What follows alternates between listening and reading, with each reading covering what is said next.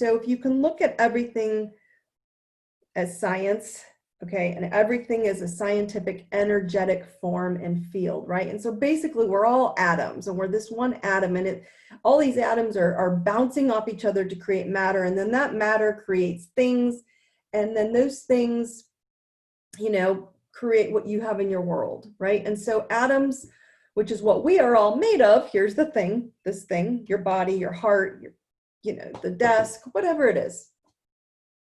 So they're all creating matter, and then those the matter of those things that is becoming a body or a thought.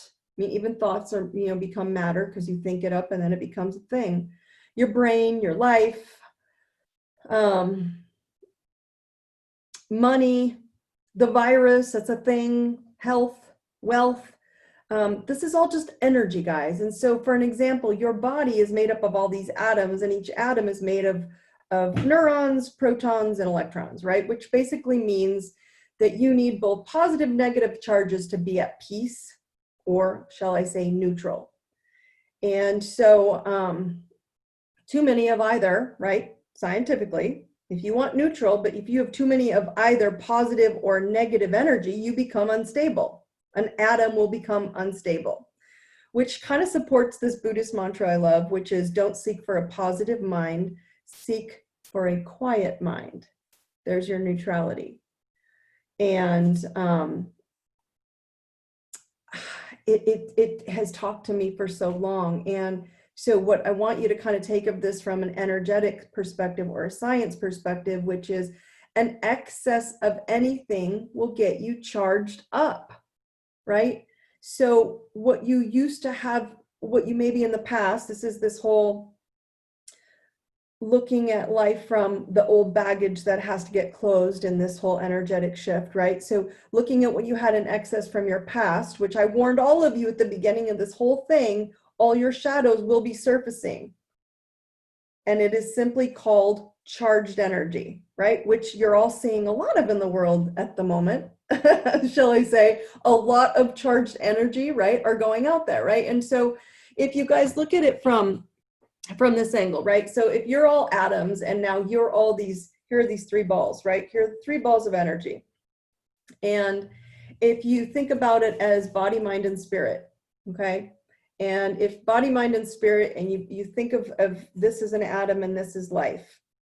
And so here's body, which are the protons that are, you're looking at the negative aspect, right? Body, then you have to go to mind, your neutrons, neutral, and then you've got the mind. And so if we start thinking about this and we come into this and we go, okay, if spirit in our mindset, mind, body, spirit, which is I'm trying to give you guys this concept of body, mind, and spirit is what you will never get away from. And so you have to understand that we have to get neutral. And if spirit are all of your positive electrons, and then you have too many overcharged, and it happens, it's how people get unbalanced. So too much external input from, shall I say, from anything, it starts creating this unstable environment. And so if you have lack in a spiritual practice, it's going to be hard for you because you lack inner trust. And where we have body, mind, and spirit, this is where we're struggling with these three energies. And so if I can start thinking of it from a different thing, is here's things that you create in an atom, thoughts, those all energies. This is the things in your life, body, money, whatever it is, okay? And then we have to come over here and have mind. And then we have come over here and we have trust. Now, some people like to call it truth. Again, whatever it is, I don't care what you call it, truth, spirit, source, universe. What's interesting to me on the spiritual, spirit, truth perspective, and it fascinates me with a lot of people, is if you were to have a conversation with source, your universe, just going into the universe and you sat on the grid of energy, this is not, source is not interested in ego, right? Your sugar-coated version of why you can't live your truth, why you can't go outside, why you can't get a new job, or you better spouse, or be a better spouse, or be a better parent, right? Or have a healthier body, right? It knows what your truthful purpose is in life. Source does, spirit does, universe does, what it is on this planet and what you're capable of. And you're the one using all these external excuses as to why you can't.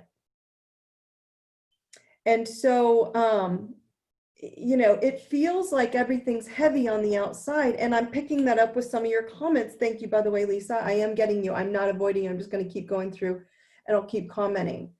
But I want you to understand there are many versions that we give ourselves to other people, right? We pat ourselves so we don't have to come clean with our truth. And I wanted to prepare you guys for this because we've talked about this over and over. And I have shared with you guys a couple times here. I even pulled out the hard copy. Here's Balls, this book. If you don't have it, go get it. I have talked to you about this. I wrote this book 3 years ago. And I was thinking about it. I'm like, God, I swear we've talked about this. And I realized I wrote it in print. Right? Go to chapter 2 of my Balls book. Those of you who are in the Truth Tribe, you all have the book. Go to chapter 2. And read about how I described how we have for so long wanted and longed for others, and we have blamed others for all of our pain and our destruction, and it's all an illusion. It's not true.